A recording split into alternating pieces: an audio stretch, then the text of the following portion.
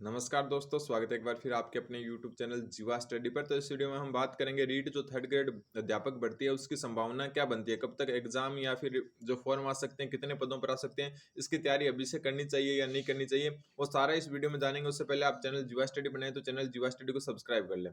उससे पहले हम बात करेंगे जो शिक्षा मंत्री माननीय, उनका एक बयान आ रहा है कि एकल परीक्षा के जरिए जो है अध्यापक भर्ती यानी कि जो थर्ड ग्रेड भर्ती है वह एकल परीक्षा के जरिए जो है करवाई जाएगी। इस पर विचार चल रहा है। तो इसका मतलब क्या हुआ कि जो रीट पात्रता है, जैसे 2018 और 16 में जो पात्रता परीक्षा है उसके आधार पर ही जो है ज्वाइनिंग दी गई थी, यानी कि उनके आधार पर ही मेरिट बना के जो है आपकी थर्ड ग्रेड की भर्ती करवाई गई थी, वैसे वापस करने का विचार किया जा रहा है। क्योंकि गहलोत सरकार ने जो है इसको दो पेपर में कन्वर्ट कर दिया था, एक जो है पात्रता परीक्षा और दूसरा जो थर्ड ग्रेड अध्यापक भर्ती का एग्जाम है। तो इसमें से कौन सा ज्यादा अच्छा है, क्योंकि एकल परीक्षा के आपके बहुत सारे नुकसान हैं। अभी फिलहाल नुकसान के क्या कारण है वो हम इस वीडियो में जानेंगे। तो देखो, नुकसान के जो कारण है वो ये है कि मान लो कि एकल परीक्षा होती है और 2022 में जो पात्रता परीक्षा हुई थी गहलोत सरकार में, उसकी जो पात्रता है वो उसकी जो वैलिडिटी है वो लाइफ टाइम थी, यानी कि पूरे जीवन भर उसकी वैलिडिटी कर दी।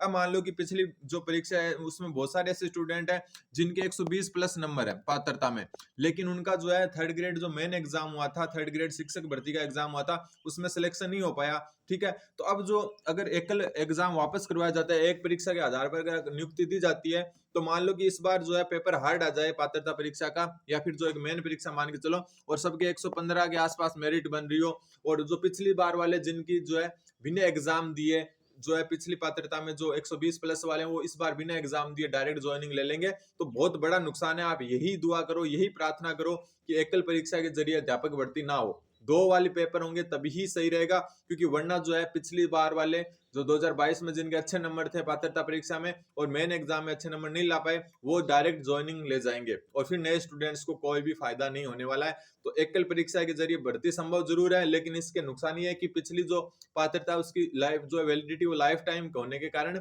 सब उसी से डायरेक्ट लाभ उठा लेंगे, तो जिससे ज्यादा अच्छा नहीं रहेगा।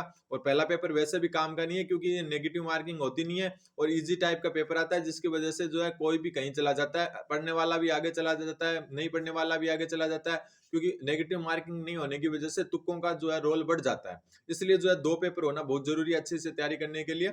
अब बात करते हैं कि इसकी जो है संभावना क्या बनती है कि कब तक रीट हो सकती है। तो देखो, रीट चर्चा जरूर चल रही है बहुत सारी, लेकिन आपको पता है आपके पास बहुत सारे और एग्जाम है, एलडीसी का एग्जाम है, सीईटी भी आने वाला है, और इसके अलावा जो बीएड धारी है वो आप भी जो है संस्कृत एजुकेशन की जो सेकंड ग्रेड है ज्यादातर उनकी तैयारी कर रहे हैं।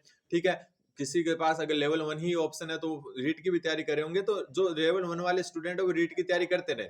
ठीक है, लेकिन जो संस्कृत डिपार्टमेंट की तैयारी कर रहे हैं वो अपनी तैयारी जारी रखें, क्योंकि रीट जो है हो सकता है कि 2026 से पहले ना हो। ठीक है, 2026 से पहले तो कोई संभावना नहीं लगती एग्जाम होने की।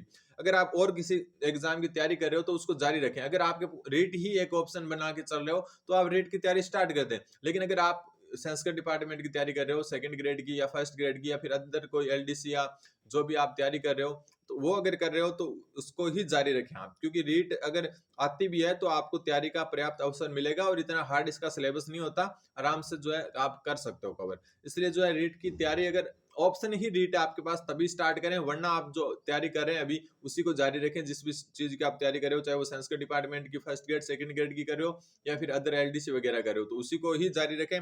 रीट परीक्षा है वो अच्छे पदों पर होती है और अच्छे पदों पर होगी भी, बहुत सारे पद खाली हैं, तो आपको ऐसा जरूर है कि इस सरकार में एक बड़ी रीट देखने को मिलेगी, लेकिन इतनी जल्दी नहीं मिलेगी। अभी तो सरकार का गठन हुआ है, इतनी जल्दी अगर आपको रीट करवा देंगे तो फिर चुनाव के टाइम क्या होगा।